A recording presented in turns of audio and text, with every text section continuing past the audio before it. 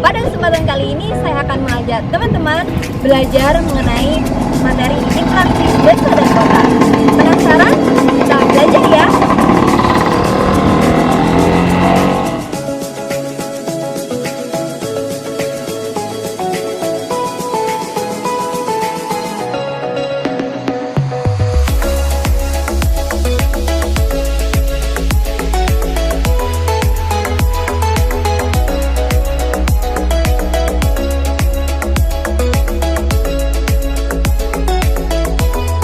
Berdasarkan cuplikan video tersebut, desa sering diartikan sebagai wilayah yang letaknya jauh dari keramaian kota.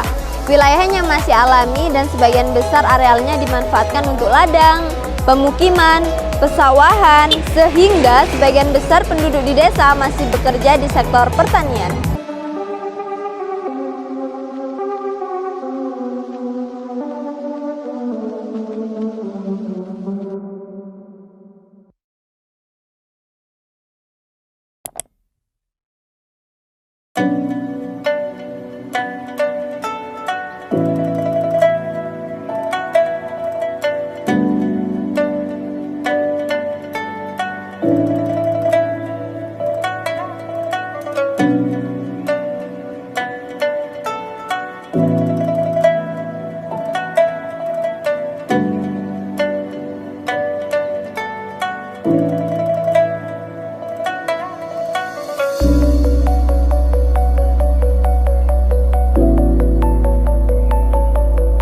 Contoh dari desa yaitu Desa Gunung Sari yang terletak di Kecamatan Bumiaji, Kota Batu.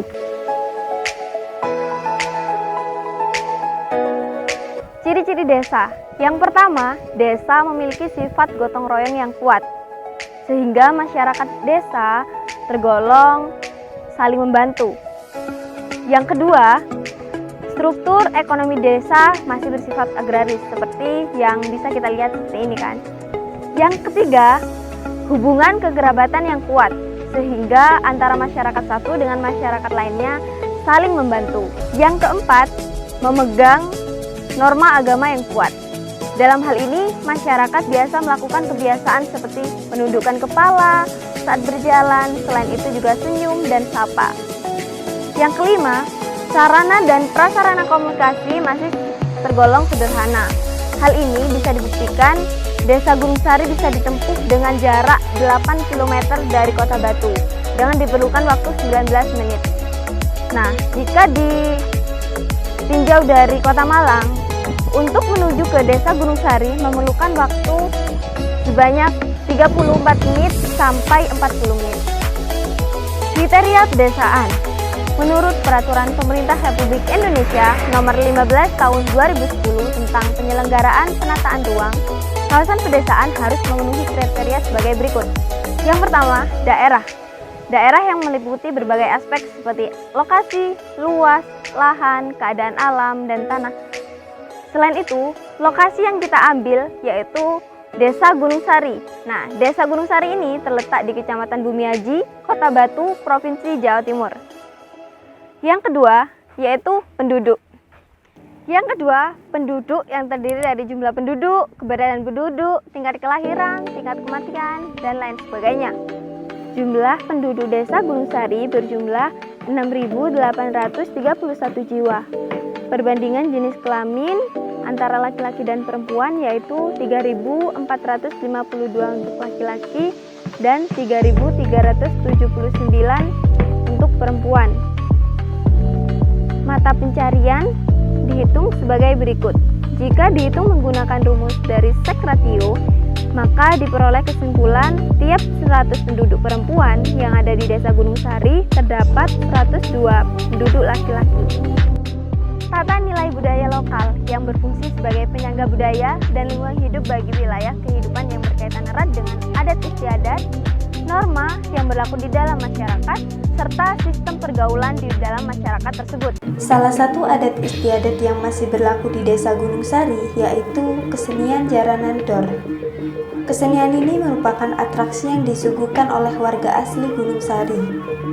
Hal ini merupakan potensi seni budaya jaranan yang pertama kali ada di Kota Batu hingga saat ini. Bahkan kegiatan ini masih digunakan di setiap kegiatan seperti acara hajatan, serta untuk menyambut wisatawan. Bentang alam dengan ciri pola ruang pertanian dan lingkungan alami. Berikut ini adalah klasifikasi kawasan pedesaan berdasarkan luas wilayah, jumlah penduduk, dan kepadatan penduduknya. Fungsi desa. Menurut Bintarto, ada 3 fungsi desa, yaitu hubungan desa dapat sebagai daerah pendukung yang fungsinya adalah penyedia bahan makanan pokok. Yang kedua, ditinjau dari segi potensi ekonomi, desa berfungsi sebagai lumbung bahan mentah dan tenaga kerja yang produktif. Yang ketiga, dilihat dari segi kegiatannya, desa dapat berfungsi sebagai desa agraris, desa nelayan, dan desa manufaktur. Struktur peruangan desa. Bentuk persebaran desa di permukaan bumi sangat berbeda antara satu desa dengan satu yang lainnya. Hal ini bergantung pada keadaan alam setempat. Sebagai contoh, bentuk desa yang terletak di wilayah dataran rendah sangat berbeda dengan desa yang terletak di daerah berbukit. Menurut Daljoni, ditinjau dari pola tata guna lahannya, ada 4 bentuk persebaran yang kita jumpai di Indonesia, antara lain sebagai berikut. Bentuk memanjang mengikuti jalur jalan raya. Biasanya desa seperti ini kita jumpai di daerah yang dataran rendah. Tujuannya untuk mendekati prasarana transportasi sehingga memudahkan mobilitas manusia. Yang kedua, bentuk desa yang memanjang mengikuti garis pantai. Bentuk desa semacam ini banyak kita jumpai di desa yang terletak di daerah pantai landai. Jika penduduk bertambah, maka akan berkembang menyusur garis pantai. 3. Bentuk desa terpusat. Bentuk desa seperti ini dijumpai di wilayah pegunungan yang biasanya dihuni oleh penduduk keturunan yang sama, sehingga antara sama warga masih merupakan saudara. Yang keempat, bentuk desa yang mengelilingi fasilitas tertentu. Bentuk desa yang semacam ini biasanya terletak di wilayah dataran rendah dan memiliki fasilitas umum yang banyak dimanfaatkan oleh penduduk setempat, seperti air, danau, waduk, dan lain sebagainya. Potensi desa. Potensi desa dibagi menjadi 2 bagian, yaitu potensi fisik dan potensi non-fisik. Yang pertama akan kita bahas yaitu potensi fisik desa. Potensi fisik ini meliputi tanah, air, iklim, dan flora fauna. Yang pertama kita akan bahas mengenai tanah. Tanah merupakan potensi yang subur berupa sawah, pekarangan yang dimanfaatkan oleh penduduk desa sebagai lahan pertanian untuk mencukupi kebutuhannya sendiri. Nantinya, hasil pertanian juga dapat memungkinkan dapat dijual ke kota. Melimpahnya sumber air dapat dimanfaatkan untuk keperluan irigasi dan industri air minum yang mengandung mineral. Contoh dari pemanfaatan ini bisa untuk dijadikan mengaliri pesawahan maupun ternak warga. Iklim mempengaruhi aktivitas penduduk desa yang pada umumnya bermata pencarian sebagai petani. Jenis tanaman sangat bergantung pada iklim. Iklim di sini seperti dingin, sejuk, dan curah hujan yang cukup. Hal ini dapat mendukung masyarakat desa dalam meningkatkan hasil pertanian. Selain itu, juga akan mempengaruhi kemajuan desa tersebut. Selanjutnya, kita akan membahas mengenai flora dan fauna. Tersedianya flora yang ada di desa ini dapat dijadikan sebagai makanan pokok, baik untuk memenuhi kebutuhan masyarakat maupun dijual di kota. Adapun potensi fauna yang ada di desa ini seperti halnya hewan ternak, daging, telur, dan susu. Nah, sekarang saya sedang memegang sapi untuk dapat dibesarkan serta nantinya dirawat untuk dapat dijadikan sapi perah. Hasil pertanian dan peternakan ini dapat menarik penduduk lain untuk dapat melakukan transaksi jual beli. Selain itu, hal ini juga dapat mendorong kemajuan dan perkembangan desa. Potensi non-fisik desa. Potensi non-fisik ini dapat meliputi masyarakat desa, lembaga sosial desa, maupun aparatur dan pamong desa. Masyarakat desa merupakan potensi bagi desa itu sendiri, agar dapat mengolah potensi sumber daya yang dimiliki desanya. Lembaga sosial desa seperti pendidikan, adat, koperasi, dan lembaga lainnya yang dapat memberikan bantuan dan mendukung kegiatan penduduk desa. Nah, berikut ini adalah salah satu sekolah dasar yang terdapat di Desa Gunung Sari. Aparatur dan pamong desa. Aparatur yang jujur, disiplin, dan kreatif merupakan motor penggerak pembangunan di desa tersebut. Oke, kita langsung bahas mengenai klasifikasi desa. Klasifikasi desa ini dibagi menjadi beberapa, yaitu desa swadaya atau yang disebut dengan desa tradisional. Tipe desa yang seperti ini ditandai dengan sebagian besar masyarakatnya memenuhi kebutuhan sendiri. Kegiatan penduduk dipengaruhi oleh keadaan alam dan kondisi geografis. Biasanya berlokasi di daerah terpencil sehingga jarang berinteraksi dengan penduduk luar. Tingkat pendidikan yang rendah sehingga mengakibatkan perkembangan dan kemajuan desa akan terhambat. Contoh dari desa swadaya ini yaitu Desa Adat Bayan yang terdapat di Kabupaten Lombok Barat, Provinsi Nusa Tenggara Barat. Desa Adat Bayan memiliki aksesibilitas yang kurang, jauh dari kota, dan secara spesifik berada di kaki Gunung Rinjani. Desa ini termasuk desa adat sehingga lebih menjaga nilai lokal yang interaksinya tergolong terbatas. Yang kedua akan kita bahas yaitu desa swakarya atau yang biasa disebut dengan desa yang sedang berkembang.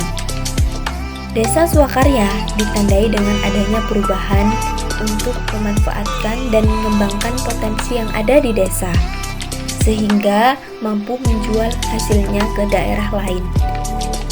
Ciri-ciri desa swakarya antara lain sudah dapat menggunakan alat-alat dan teknologi, sudah tidak terisolasi walaupun letaknya masih jauh dari pusat kegiatan ekonomi dan pemerintahan. Munculnya kesadaran warga akan penting dalam keterampilan dan pendidikan sehingga menyebabkan beragamnya mata pencarian penduduk. Contoh dari desa swakarya yaitu Desa Benjor yang terdapat di Kabupaten Malang. Masyarakat di Desa Benjor telah melakukan keterampilan olahan bambu sebagai olahan rumah tangga. Selain itu, pendidikan di Desa Benjor sudah memenuhi kembang tumbuhnya. Hal ini dibuktikan dengan adanya transfer ilmu dan teknologi di daerah lain. Kita udah belajar nih mengenai desa swadaya dan desa swakarya. Selanjutnya kita akan masuk pada desa swasembada atau yang disebut dengan desa maju. Penduduk di desa ini sudah dapat mengolah potensi secara maksimal dengan alat-alat teknis yang lebih modern. Ciri lain dari tipe desa ini dapat berlokasi tidak masuk kelurahan, memiliki fasilitas yang memadai, alat teknik yang lebih modern, penduduknya padat, tersedianya semua keperluan penduduk, dan interaksi dengan masyarakat lain tidak mengalami kesulitan karena adanya sistem perhubungan dan pengangkutan yang sudah maju. Dari desa swasembada yaitu Desa Tumpang, Kabupaten Malang. Nah, di sini sudah memenuhi komoditas utama padi, salah satu penyumbang suplai beras ke Kota Malang, serta memiliki aksesibilitas yang sudah cukup baik. Konsep kota. Kota merupakan kenampakan di permukaan bumi yang sebagai tempat pemukiman penduduk dengan beraneka ragam kegiatan. Kelahiran kota berasal dari wilayah pedesaan yang diakibatkan oleh pertumbuhan penduduk dan kebutuhan yang terus meningkat. Sejarah kota. Dilihat dari sejarahnya, kota pada hakikatnya lahir dan berkembang dari suatu wilayah pedesaan. Kota merupakan wilayah yang ada di permukaan bumi yang sebagian besar arealnya terdiri dari hasil rekayasa budaya manusia, serta tempat pemusatan penduduk yang tinggi sebagai sumber mata pencarian di luar sektor pertanian.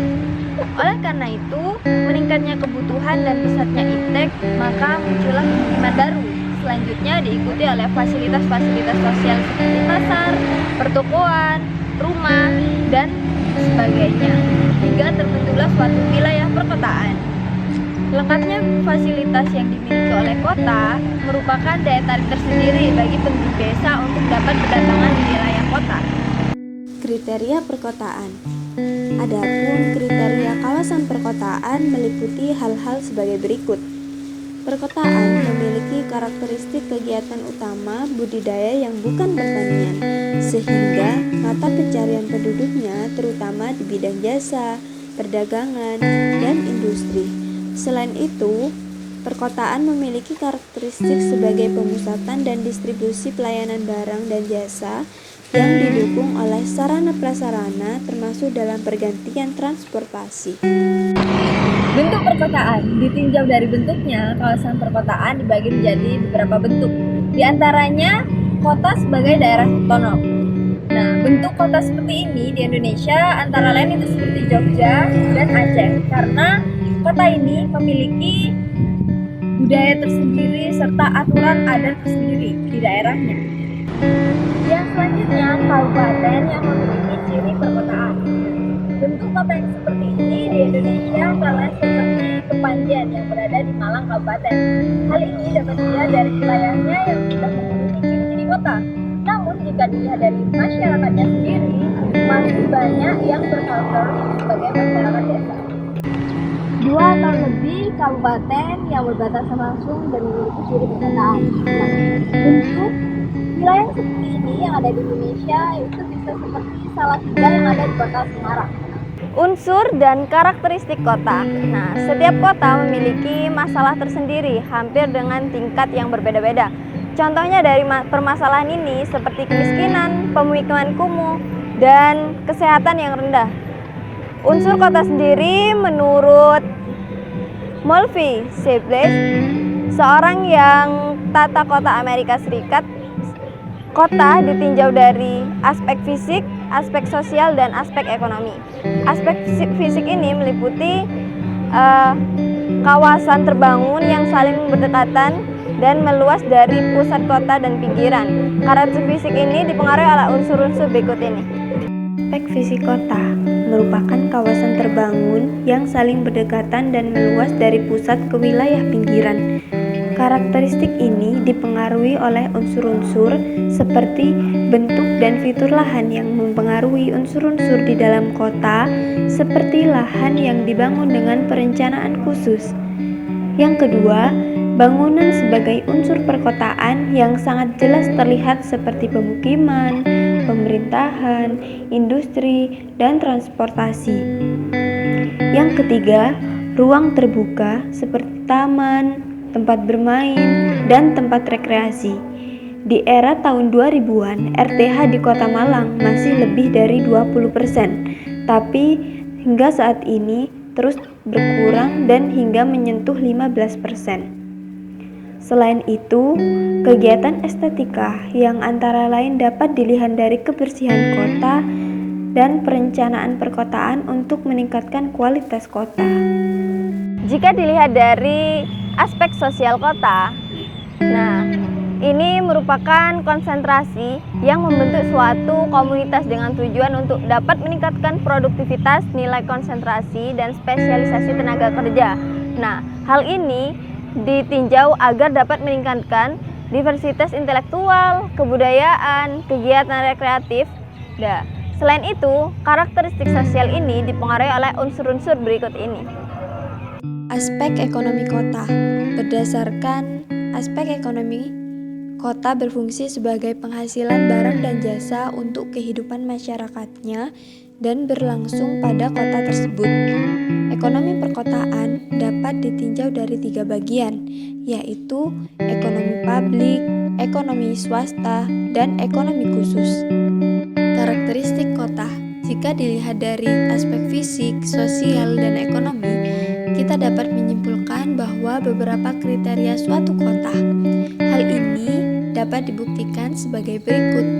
Masyarakat kota lebih mudah menyesuaikan diri terhadap perubahan sosial karena adanya pengaruh dari luar. Selain itu, warga kota umumnya menghargai waktu. Ada berbagai macam jenis lembaga sosial, ekonomi, dan politik. Dan ada juga berbagai fasilitas umum dan fasilitas sosial. Fungsi kota. Menurut Dickinson, ada 3 fungsi kota. Ketiga itu adalah sebagai berikut. Yang pertama sebagai fungsi budaya, yang menjadi tempat permanen untuk lembaga-lembaga budaya. Yang kedua, fungsi administratif yang mengacu pada kegiatan yang dipusatkan di kota untuk mengatur wilayah sekitar. Yang ketiga, fungsi ekonomi berkaitan dengan ekonomi seperti perdagangan dan industri. Selanjutnya, kita akan membahas mengenai tipologi kota menurut fungsinya. Menggambarkan lokasi kota sesuai dengan fungsinya menurut Aurelius, ada 6 tipologi kota. Yang pertama, kota administrasi.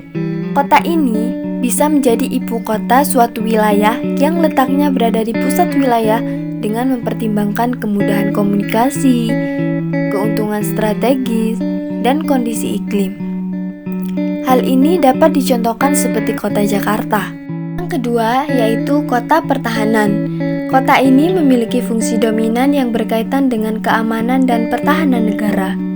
Kota ini memiliki fungsi umum terletak di tempat strategis militer, seperti halnya kota Batam yang berbatasan secara langsung dengan Singapura. Kota budaya adalah kota yang dicirikan dengan kapasitas untuk mempertahankan kota tersebut dari zaman kuno hingga saat ini. Jenis kota budaya adalah kota pendidikan, kota seni, dan kota ziarah. Jika dilihat dari kota ziarah, hal ini bisa dicontohkan seperti kota Madura yang memiliki situs-situs kuno. Kota produksi. Kota ini biasanya sebagai sumber bahan baku yang diperlukan, seperti halnya kota Surabaya, Tangerang, dan Bandung. Komunikasi adalah kota yang bertindak sebagai rantai komunikasi. Kota ini berkaitan dengan hasil produksi dan distribusi barang seperti Bandung. Untuk yang terakhir, kita akan bahas mengenai kota rekreasi. Kota ini biasanya sebagai tempat rekreasi. Nah, selain menawarkan daya tarik yang kuat terkait iklim, pemandangan, dan kondisi sosial seperti Kota Batu. Pada materi selanjutnya kita akan bahas mengenai struktur ruang kota. Nah, struktur ruang kota ini pemanfaatnya lebih kompleks.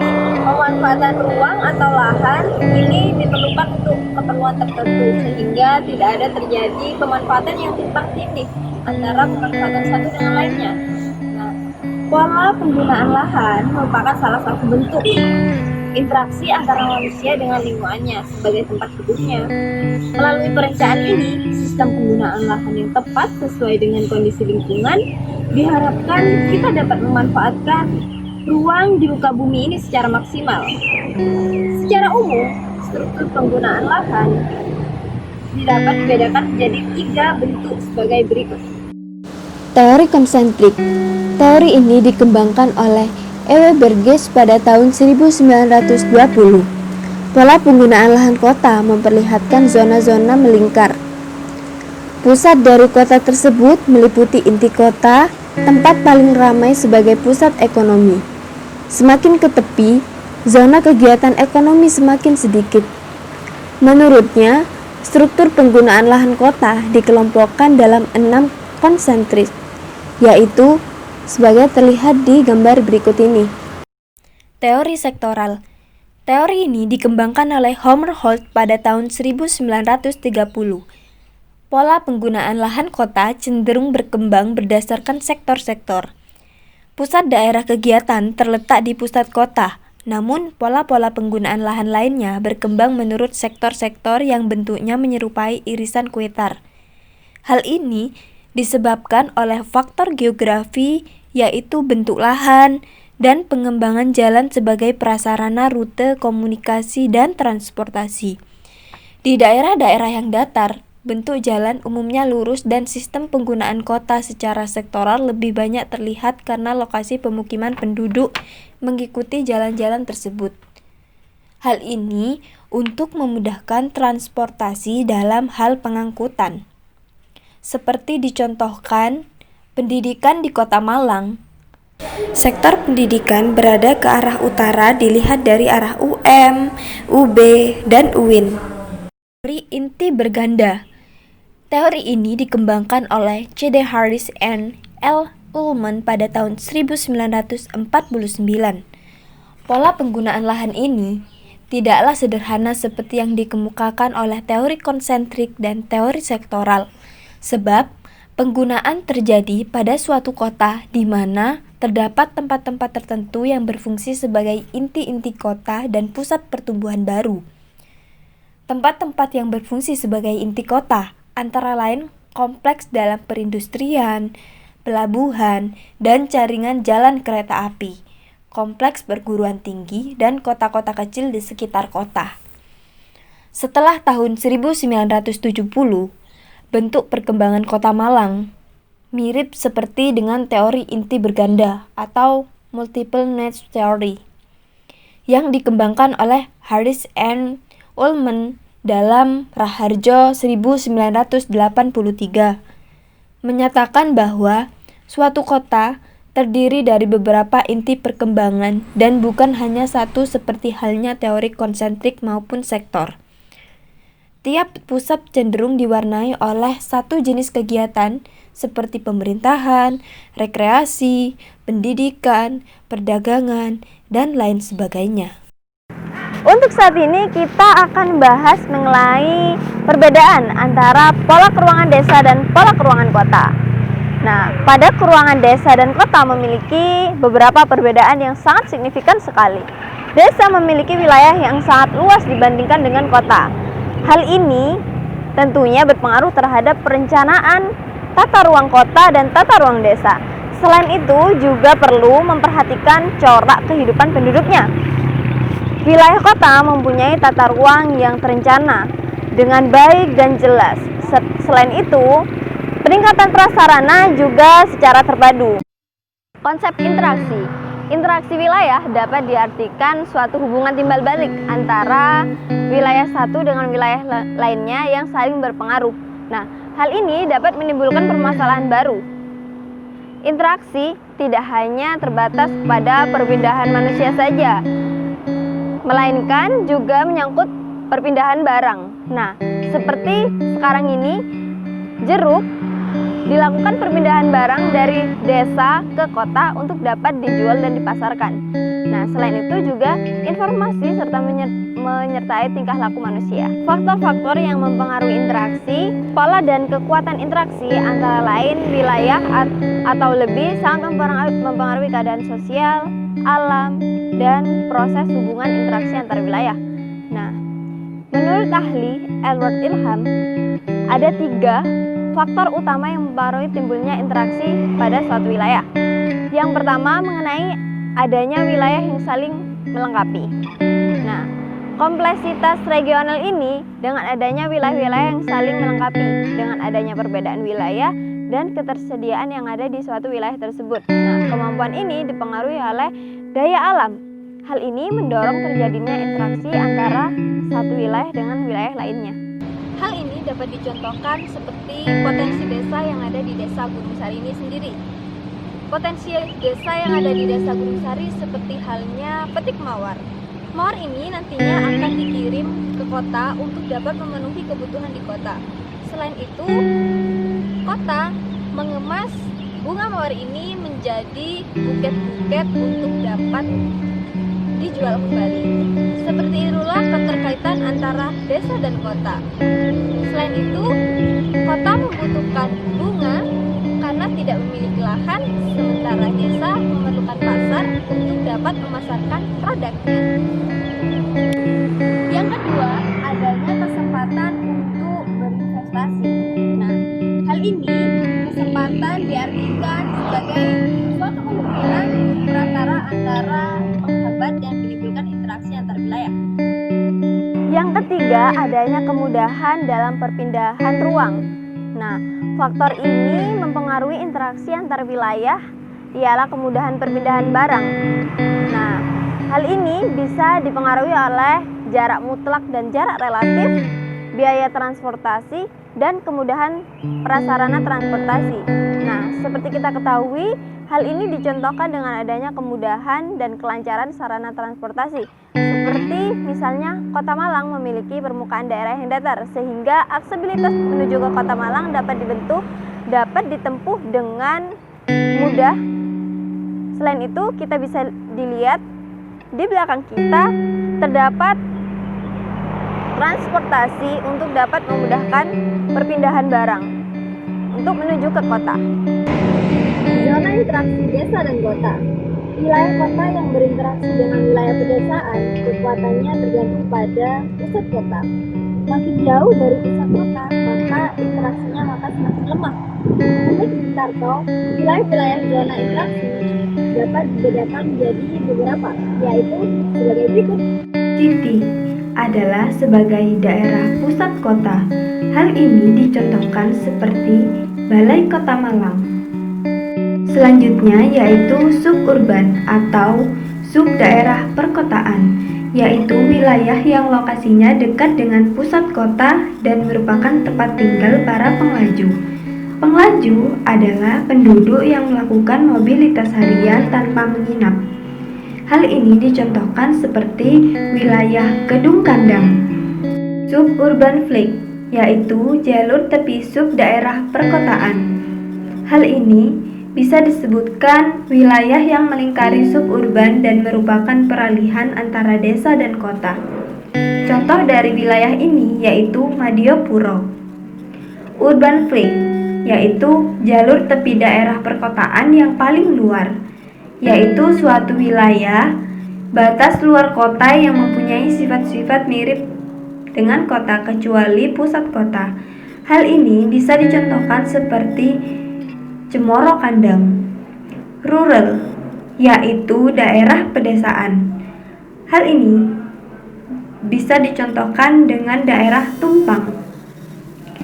Rural urban flank, yaitu jalur batas-batas desa dan kota, yaitu suatu wilayah yang terletak antara desa dan kota yang ditandai dengan penggunaan lahan campuran antara sektor pertanian dan non-pertanian. Hal ini bisa dicontohkan seperti daerah Banjarjo. Pengaruh interaksi desa dan kota. Wujud interaksi desa dan kota dalam kehidupan sehari-hari. Hal ini meliputi seperti pergerakan barang yang terjadi dari desa dan kota, pergerakan gagasan dan informasi, adanya komunikasi penduduk antara kedua wilayah tersebut. Proses interaksi yang berfungsi secara terus-menerus dengan intensitas yang relatif tinggi tentunya dapat menimbulkan pengaruh, baik pengaruh bagi wilayah tersebut maupun wilayah pedesaan. Nah, pengaruh positif yang timbul dari interaksi desa dan kota bisa dilihat dari beberapa aspek seperti lancarnya transportasi, masuknya teknologi, dan masuknya para ahli. Berkembangnya organisasi sosial dan koperasi desa guna meningkatkan pertumbuhan ekonomi desa. Selain pengaruh positif di atas, interaksi desa dan kota dapat menimbulkan pengaruh negatif. Aspek interaksi kota. Nah, aspek ini dibagi menjadi beberapa aspek, yaitu dalam bidang ekonomi, dalam bidang sosial, dan dalam bidang budaya. Urbanisasi. Urbanisasi ini merupakan perpindahan antara penduduk desa ke kota. Urbanisasi ini memiliki beberapa faktor dan penyebab terjadinya urbanisasi. Yang pertama merupakan faktor pendorong. Faktor pendorong ini merupakan kondisi yang dapat mendorong atau menumbuhkan suatu kegiatan usaha, seperti lapangan kerja yang terbatas karena jumlah penduduk yang tinggi, upah tenaga kerja yang rendah, serta fasilitas di desa yang kurang memadai. Selain itu, juga dipengaruhi oleh faktor penarik. Faktor penarik ini bisa meliputi anggapan bahwa lapangan kerja hanya dapat di kota, sehingga mudah mencapai pekerjaan tersebut. Selain itu, fasilitas di kota sudah cukup memadai dan lengkap, sehingga banyak orang yang berbondong-bondong pergi ke kota untuk dapat menikmati fasilitas tersebut. Selain itu, upah kota itu relatif tinggi, sehingga banyak juga masyarakat yang pergi ke kota untuk mencari pekerjaan. Nah, dampak yang timbul dari akibat urbanisasi ini dapat diklasifikasikan menjadi akibat bagi desa itu sendiri. Nah, akibat bagi desa, lahan pedesaan sangat terbengkalai karena masyarakatnya berpindah ke kota semua. Selain itu, yang kedua, beralihnya modal dari desa. Yang ketiga, penghambat bagi desa. Nah, hal ini mengakibatkan pengangguran yang terselubung. Nah, karena berada di desa namun tidak bisa bekerja di sektor pertanian. Sementara bagi kota sendiri mengakibatkan dampak, yaitu munculnya daerah kumuh seperti slum area. Selain itu juga tumbuhnya ketegangan sosial dan terjadinya pemekaran penduduk serta pencemaran. Setelah kita mengetahui urbanisasi, perkembangan desa dan kota, dan lain sebagainya, kita masuk pada upaya untuk mengatasi urbanisasi. Nah, hal ini dapat ditingkatkan dengan peningkatan kualitas fasilitas di desa. Dengan adanya fasilitas di desa yang memadai, maka tidak ada lagi masyarakat yang ingin ke kota.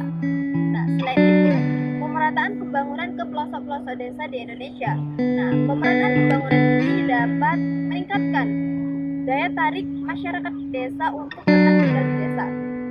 Nah, yang ketiga, pembangunan dan meningkatkan fasilitas-fasilitas desa sekaligus untuk memperluas lapangan kerja di desa. Selain itu, dampak positif bekerja di kota untuk desa dapat tumbuhnya ide perputaran uang. Nah, sehingga hal itu saling berkaitan. Nah, jika terdapat dampak positif, maka juga terdapat dampak negatif dong. Nah, dampak positif bekerja di kota untuk desa antara lain memiliki tenaga kerja yang berpotensi dari desa. Selain itu, bahwa tenaga kerja kasar berasal dari desa seperti jaringan listrik, PDAM, dan lain sebagainya.